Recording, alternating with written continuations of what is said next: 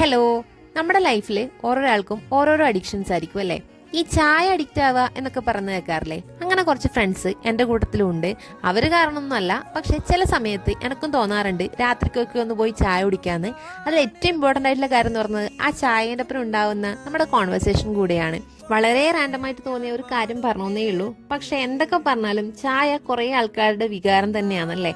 ഒരു ദിവസം രണ്ടും മൂന്നും ചായ കുടിക്കുന്ന ആൾക്കാരെ വരെ എനിക്കറിയാം. അത് മാത്രമല്ല, പ്രത്യേകിച്ച് ബാംഗ്ലൂർ ജീവിക്കുന്നതുകൊണ്ട് തന്നെ നമ്മളെ മലയാളികളെ അടിച്ച ചായ കിട്ടാൻ വേണ്ടിയിട്ട് നമ്മൾ എത്ര ദൂരം വരെയും പോവാറുമുണ്ട്. അങ്ങനെ ഒരു ചായ നമുക്ക് ഇഷ്ടപ്പെട്ട് കഴിഞ്ഞാൽ സ്ഥിരമായിട്ട് അവിടെ പോയി കുടിക്കുക എന്നതും നമ്മളൊരു പതിവായിട്ടുള്ള കാര്യം തന്നെയാണ്. എല്ലാ ഫ്രണ്ട്സോടും ഒത്തുകൂടിയിട്ട് ഒരു ഫ്രൈഡേ നൈറ്റ് ഒക്കെ അങ്ങനെ പോയി ചായ കുടിക്കുക, അല്ലെങ്കിൽ ഇടക്കിടക്കൊക്കെ തോന്നുമ്പം പോവുക, ഇതൊക്കെ സ്ഥിരമായിട്ട് വരുന്ന ഒരു സംഭവം തന്നെയാണ് നമുക്കിടയിൽ. ഇപ്പോൾ ഇടയ്ക്കൊക്കെ കുറച്ച് ഫ്രണ്ട്സൊക്കെ ഒത്തുകൂടി ഒന്ന് പുറത്തു പോയി ഫുഡ് കഴിക്കുക, പിന്നെ എല്ലാം കഴിഞ്ഞ് അവസാനം ഒരു ചായ കുടിക്കുക, അതൊക്കെയാണ് നമ്മളുടെ ഒരു സന്തോഷം എന്ന് പറയുന്നത്. പിന്നെ അടുത്ത വീഡിയോ കാണാം. ബൈ.